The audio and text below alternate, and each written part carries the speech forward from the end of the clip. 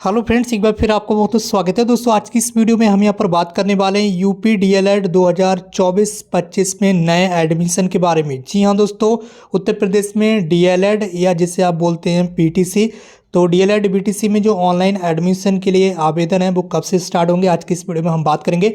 इसके साथ ही एलिजिबिलिटी क्या रहती है डीएलएड बीटीसी में एडमिशन के लिए, इसके साथ साथ फीस वगैरह कितनी लगती है, डीएलएड कोर्स को कंप्लीट करने में पेपर किस तरह से होते हैं, बहुत सारी चीज़ें आज की इस वीडियो में हम यहाँ पर आपको बताने वाले हैं। अगर आप भी आगे 2024-25 शैक्षणिक सत्र के लिए डीएलएड में एडमिशन लेना चाहते हैं, यानी कि नए एडमिशन अब कब स्टार्ट होंगे 2024 में, उसकी सारी जानकारी आज की इस वीडियो में आपको बताने वाला हूं। तो मेरे साथ वीडियो में एंड तक बने रहिएगा। अगर आप चैनल पर नए हैं तो चैनल को सब्सक्राइब करके बेल आइकन जो प्रेस कर लीजिए और इस वीडियो को अपने अदर फ्रेंड्स के साथ भी ज़्यादा से ज़्यादा शेयर कर दीजिए। तो चलिए दोस्तों आज की इस वीडियो को स्टार्ट करते हैं। इसके साथ ही आपको ये भी बताएंगे कि डीएलएड के जो यहाँ पर सरकारी कॉलेज होता है, जो गवर्नमेंट कॉलेज होता है, उसमें आपको एडमिशन कैसे मिलता है। इसके साथ ही डीएलएड में एडमिशन के लिए कि आपको कोई एग्जाम देना पड़ता है, कोई एंट्रेंस एग्जाम देना पड़ता है, ये सारी चीज़ें आज की इस वीडियो में आपको स्टेप बाय स्टेप सारी चीज़ें समझाने वाला हूँ। तो सबसे पहले तो आप ये समझ लीजिए डीएलएड वीटीसी में एडमिशन लेने के बाद फीस कितनी लग सकती है, फीस कितनी देना पड़ती है आपको। ठीक है, तो अगर गवर्नमेंट कॉलेज की बात करें, अगर आपका एडमिशन डाइट यानी कि गवर्नमेंट कॉलेज में मिल जाता है, आपको डाइट कॉलेज मिल जाता है, डाइट को ही गवर्नमेंट कॉलेज बोलते हैं। ठीक है, जिला शिक्षा एवं प्रशिक्षण संस्थान, हिंदी में ये फुल फॉर्म रहती है इसकी। तो अगर आपको सरकारी कॉलेज मिल जाता है एडमिशन के लिए, तो सरकारी कॉलेज में जो आपकी फ़ीस रहती है वो 1 साल की फ़ीस 10,200 रहती है और अगले 1 साल की फ़ीस 10,200 रहती है। आपका जो डीएलएड कोर्स है वो 2 सालों का रहता है, 1 साल ये 10,200 और दूसरी साल ये 10,200। ठीक है, ये आपकी यहाँ पर फीस रहती है कोर्स की। ठीक है, छात्रावास की सुविधा के इच्छुक छात्र हेतु इसमें मेस का चार्ज सम्मिलित नहीं है। ठीक है, अगर कोई स्टूडेंट से जिस डाइट कॉलेज या सरकारी कॉलेज में एडमिशन ले रहा है, अगर उसमें छात्रावास की सुविधा है यानी कि हॉस्टल की फैसिलिटी है और आप हॉस्टल में रहना चाहते हैं तो उसके लिए 2400 रुपये आपको देना पड़ते हैं डाइट कॉलेज में। बाकी इस फीस में यहाँ पर जो परीक्षा शुल्क है, जो एग्ज़ाम फीस होती है, वो इसमें यहाँ पर नहीं रखी गई है और अंकपत्र का जो शुल्क है, मार्कशीट वगैरह की फीस है, वो इसमें नहीं बताई गई है। बाकी फीस आपकी 10,200 ही रहेगी, जो कि प्राइवेट कॉलेज से कई गुना कम रहती है। अब अगर यहाँ पर हम बात करें प्राइवेट कॉलेज के बारे में, अगर आपको प्राइवेट कॉलेज मिलता है तो प्राइवेट कॉलेज में 1 साल की फ़ीस आपको 41,000 रुपये देना ही देना है। ठीक है, 1 साल की फ़ीस आपको 41,000 रुपये देना पड़ती है प्राइवेट कॉलेज में। इसी तरह से अगले 1 साल फीस यानी कि फर्स्ट ईयर की फ़ीस ये हो गई और सेकंड ईयर की फ़ीस भी आपको 41,000 रुपये देना पड़ेगी। तो डीएलएड यानी कि बीटीसी का जो कोर्स होता है आपका 2 सालों का होता है, 1 साल की फीस 41,000 प्राइवेट कॉलेज में और अगले दूसरे साल की फीस भी 41,000 देना पड़ती है। इसी तरह से गवर्नमेंट यानी कि डाइट कॉलेज में पहले साल 10,200 और अगले दूसरे साल भी 10,200 रुपये आपको देना पड़ते हैं। तो ये तो आपको फीस का फंडा हो गया। अब बात कर लेते हैं यहाँ पर कि आपको डाइट यानी कि गवर्नमेंट कॉलेज कैसे मिलता है और प्राइवेट कॉलेज कैसे मिलता है। बट उससे पहले यहाँ पर आपको बता दें कि डीएलएड बीटीसी में एडमिशन के लिए एलिजिबिलिटी यानी कि क्वालिफिकेशन क्या रखी गई है। इसकी एलिजिबिलिटी यहाँ पर बताई गई है, वो आप देख लीजिए। एजुकेशन क्वालिफिकेशन आपका सबसे पहले तो 10th क्लास पास होना चाहिए, उसके बाद 12th क्लास आपका पास रहना चाहिए यानी कि 10वीं 12वीं आप बिल्कुल पास किए हों। इसके साथ आपका UG course, undergraduate course, स्नातक परीक्षा। ठीक है, ये स्नातक परीक्षा यानी कि जो यूजी कोर्स है वो कम से कम 3 साल का कोर्स रहना चाहिए। 1 साल या 2 साल वाला कोर्स यहाँ पर नहीं चलता अंडर ग्रेजुएट कोर्स में।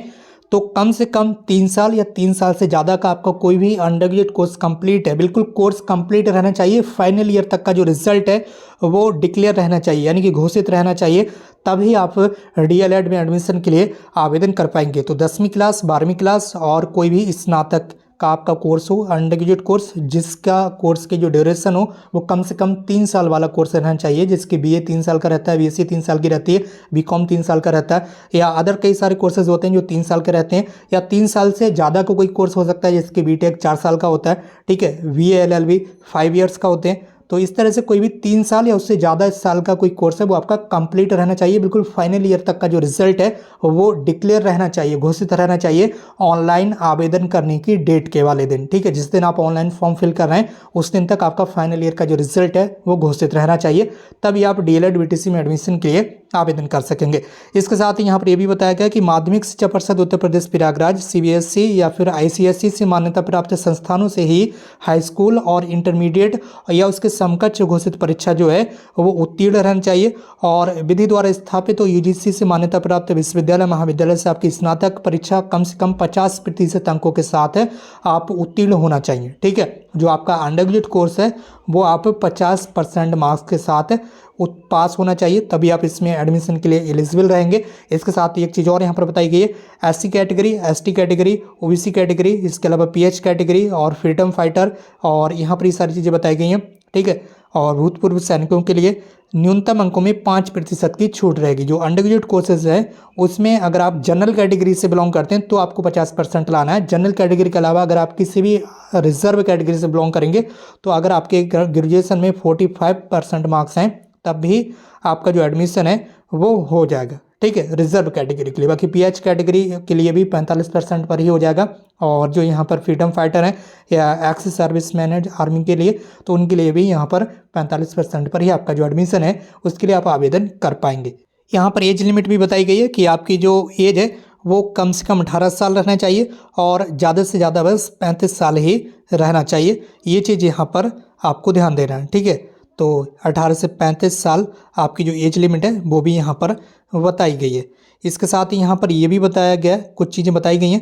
अनुसूचित जातियों, अनुसूचित जनजातियों, पिछड़ी जाति को अधिकतम आयु सीमा में 5 वर्ष की सामान्य छूट रहेगी और पीएच कैटेगरी के अभ्यर्थियों को अधिकतम आयु सीमा में 15 वर्ष की जो छूट है वो यहाँ पर रहने वाली है। बाकी भूतपूर्व सैनिकों की आयु में छूट नियमानुसार यदि सेना के किसी भूतपूर्व कर्मचारी द्वारा सेना में की गई सेवा की संपूर्ण अवधि उसकी वास्तविक छूट में से घटा दी जाए, तो और यदि इस प्रकार घटाई गई आयु निर्धारित अधिकतम आयु सीमा से 3 वर्ष से अधिक ना हो तो ये समझा जाता है कि ऐसी सेवाओं तथा पदों पर सीधी पर भर्ती की आयु से संबंधित शर्तों को पूरा करता है देयोगी। इसके साथ जो सबसे इंपॉर्टेंट चीज़ ये है वो ये है कि आप उत्तर प्रदेश के निवासी होना चाहिए। ये चीज़ ध्यान रखना है, केवल उत्तर प्रदेश के निवासी अभ्यर्थियों को ही यहाँ पर डीएलएड बीटीसी में एडमिशन के लिए आवेदन का मौका मिलेगा। ऐसे अभ्यर्थी जो आवेदन हेतु पात्र होंगे जो उत्तर प्रदेश के स्थायी निवासी हों, ठीक है, उत्तर प्रदेश के स्थायी निवासी हों, आपके पास डोमिसाइल सर्टिफिकेट हो यूपी का, तभी आप यूपी डीएलएड के लिए ऑनलाइन आवेदन कर पाएंगे।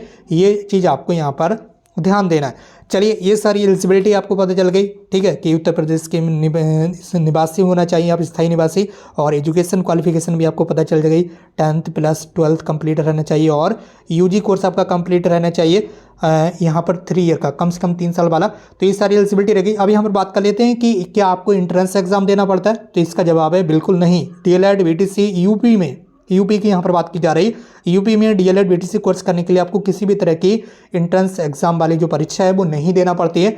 बस आपकी मेरिट बनाई जाती है, 10th क्लास के मार्क्स जोड़े जाते हैं और 12वीं क्लास के मार्क्स जोड़े जाते हैं, और जो आपने यूजी कोर्स किया है जैसे कि BA, BSc, BCom, BBA, BCA, BLLB, जो कुछ भी आपने किया अंडर ग्रेजुएट कोर्स, इन तीनों के कोर्सों का क्या होता है, परसेंटेज को यहाँ पर ऐड किया जाता है। उसके बाद जो मेरिट है वो बनाई जाती है। उस मेरिट के बेस पर यहाँ पर आपको रैंक दे दी जाती है। जिस स्टूडेंट्स की मेरिट जितनी ज़्यादा होती है उसे 1 रैंक मिलती है। उसके बाद किसी स्टूडेंट्स की मेरिट इनसे कम रहती है तो उनको 2 रैंक, इसी तरह से 3 रैंक, इसी तरह से 10,000, 20,000 तक, लाखों तक जितने स्टूडेंट्स आवेदन करते हैं उनको एक नंबर अलॉट कर दिया जाता है, वही उनकी स्टेट रैंक होती है। और स्टेट रैंक के आधार पर ही आपकी ऑनलाइन जो काउंसलिंग है वो स्टार्ट करा दी जाती है। अब जिन स्टूडेंट्स की रैंक अच्छी होती है यानी कि परसेंटेज हाई होती है, जिन स्टूडेंट्स की 10th क्लास में, 12th क्लास में, ग्रेजुएशन में उनको अच्छी रैंक मिलती है यानी कि 1-2 नंबर ऊपर की रैंक मिलती है, तो उन स्टूडेंट्स को डायरेक्ट कॉलेज मिलने के पूरे चांसेस रहते हैं। डायरेक्ट का मतलब यहाँ पर है आपका गवर्नमेंट, ठीक है। तो जिनकी रैंक अच्छी रहेगी, जिनके मार्क्स अच्छे होंगे 10th 12th क्लास और ग्रेजुएशन में,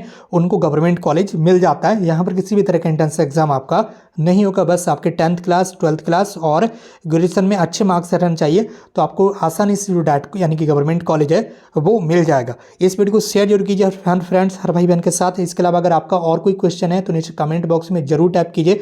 मैंने ये चीज़ आपको यहाँ पर कन्फर्म कर दी कि डायरेक्ट गवर्नमेंट कॉलेज कैसे मिलेगा, बस आपके मार्क्स अच्छे रहना चाहिए, ठीक है। बाकी यहाँ पर आगे आने वाले समय में आपको ये भी बता दिया जाएगा कि कितने % वाले स्टूडेंट्स को यहाँ पर डायरेक्ट यानी कि गवर्नमेंट कॉलेज जो है वो मिल जाता है। पूरी लिस्ट वगैरह हम आपको दिखा देंगे प्रीवियस ईयर की, पिछले साल 2023 में जो एडमिशन हुए हैं, ठीक है, 23-24 शैक्षणिक सत्र के लिए, उसमें कितने % वालों तक को अलग अलग category, reservation category, unreserve category में कितने % वाले स्टूडेंट्स तक को जो डायरेक्ट एंड गवर्नमेंट कॉलेज है वो मिल गया है, ठीक है। तो यहाँ पर ये सारी चीज़ें आपको बताई गई हैं। बाकी काउंसलिंग वगैरह कैसे होती है आगे आने वाले समय में आपको पता ही चल ही जाएगा। बाकी अगर एडमिशन की बात करें, जो ऑनलाइन आवेदन है वो मई के महीने में स्टार्ट हो जाते हैं, ठीक है, मई या फिर जून, ठीक है, इन 2 महीनों में किसी भी समय आपके ऑनलाइन आवेदन स्टार्ट हो जाएंगे। तो आप अपनी तैयारी करके रखिएगा पहले से ही। आपका जो कास्ट, अगर आप रिजर्व कैटेगरी से बिलोंग करते हैं तो आपका कास्ट यानी कि जाति प्रमाण पत्र बना हुआ रहना चाहिए, और यूपी का डोमिसाइल सर्टिफिकेट यानी कि जो निवास प्रमाण पत्र है वो भी आपका बना हुआ रहना चाहिए। ये 2 सर्टिफिकेट आप अपने बनवा कर रखिए, किसी भी समय इनकी जरूरत आपको पड़ सकती है। अगर आप रिजर्व कैटेगरी से बिलोंग करते हैं तो कास्ट सर्टिफिकेट, बाकी डोमिसाइल सर्टिफिकेट सभी अभ्यर्थियों के लिए कंपलसरी है। विदाउट डोमिसाइल सर्टिफिकेट आपको एडमिशन के लिए आवेदन करने का जो मौका है वो नहीं मिलेगा। बाकी ऑनलाइन फॉर्म भरने की जो फीस है वो अलग अलग रहती है, जिसकी जनरल कैटेगरी के लिए 700 रुपये, जनरल ओबीसी के लिए, बाकी रिजर्व कैटेगरी के लिए कुछ कम रहती है और पीएच कैटेगरी के लिए थोड़ी और कम रह जाती है। इस तरह से आपकी फीस रहती है। तो सारी चीज़ें उम्मीद करता हूँ आपको समझ में आ गई होंगी। अगर इसके अलावा आपका कोई क्वेश्चन है तो नीचे कमेंट बॉक्स में जरूर टाइप कीजिए। इस वीडियो को शेयर जरूर कीजिए अपने फ्रेंड्स के साथ। अगर आप चैनल पर नए हैं तो चैनल को सब्सक्राइब जरूर कर लीजिए, क्योंकि यहाँ पर आपको डीएलएड बीटीसी से संबंधित जो पल पल की अपडेट है वो लगातार दी जाती है। आज की इस वीडियो में बस इतना ही, मिलते हुए एक नई वीडियो में एक नई इन्फॉर्मेशन के साथ। Thank you so much for watching this.